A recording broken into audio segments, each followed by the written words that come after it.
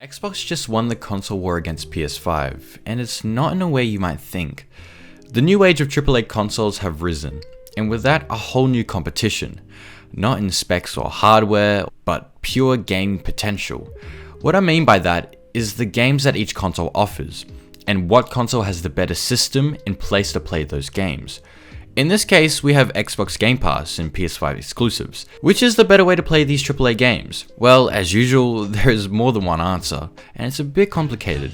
But I'd like to explain which is the better gaming experience.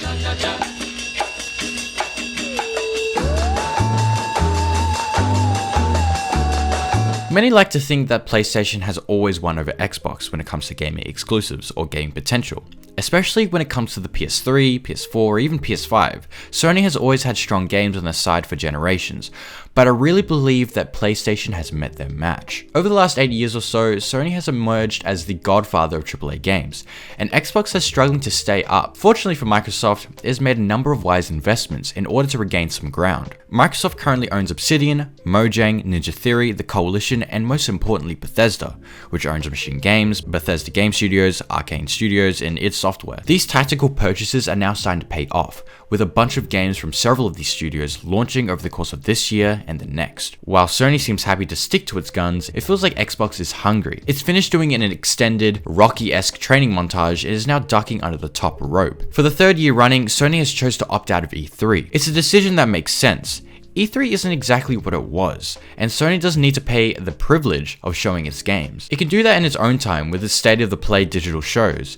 But the timing is important. E3 week just happened in June, and it's been the most underwhelming so far. Square Enix had a cool looking Guardians of the Galaxy game from Eidos Montreal, and we finally got a look at Elden Ring, but there's been little else to get excited about outside of those indie titles, at least until Xbox's E3 show in June. Away from the glitz and glamour of the physical E3, the focus shifted from crowd-pleasing gimmicks like lowering a car onto the stage or dropping a surprise Keanu Reeves to the company, putting the focus where it matters, on the games themselves. One of the biggest games at the show was Halo Infinite, which apparently was coming at some point later this year. Infinite was split up into two parts, the campaign and the multiplayer, the latter of which will be completely free.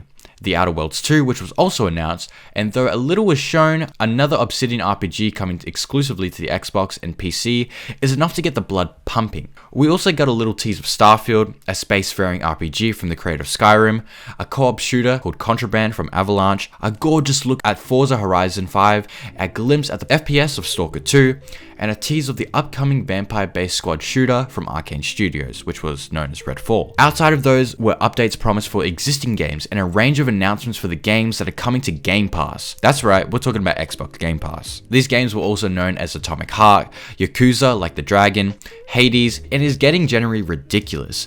We didn't get a look at the Fabled or Avowed, and there even wasn't a whiff of Hellblade 2, Everwild, or even Perfect Dark, but those are on the horizon too. It was a lot to take in from E3. Game after game whizzing by before you had the chance to even catch your breath. The kicker, almost all the games at E3, many of which weren't even listed above, will be included on Xbox Game Pass on day one. I've waxed lyrical about Game Pass before, but it's starting to become a value proposition that is extremely hard to ignore. There are a lot of Battlefield fans, and also COD fans that have been recently disappointed with Activision's handling of the game Cold War, and they need a reason to jump ship.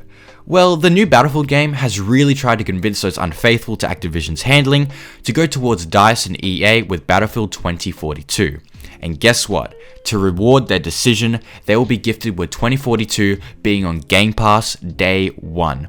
I don't think Sony can compare. I've always been an advocate for Sony's first-party games. They're some of the most interesting consistently and brilliant all around. But I found others telling those faithful to Sony to buy an Xbox Series X, with quotes like, it's only $400 compared to the $800+ from PS5 retailers. Oh, and also scalpers. And to add insult to Sony, you get 100+ games in your first Game Pass subscription. Every Xbox exclusive that comes out right now will also be there, day one, as soon as the Xbox Series X is out. You may think that there's a catch, right? Is there a catch? Nope, not one in sight. Sony appears to have gifted Xbox an open goal, and Microsoft just walked the ball in. E3 may no longer be as relevant as it once was, but it remains an important part of the culture. IGN's broadcast of Xbox and Bethesda's conference alone received 1.5 million views, GameSpot's 360,000, Keely's 300,000, and Xbox 1.2 million. And that's just on YouTube alone. Twitch observed comparable results. That is a lot of people seeing a lot of those games on a service that costs less per year than the price of 2 PS5 games. The value of Game Pass is incredible right now. Sure, some fortunate people with big pockets will be able to play the PS5 and its exclusive games, but not everyone is so fortunate, and it often comes down to the pragmatic choice.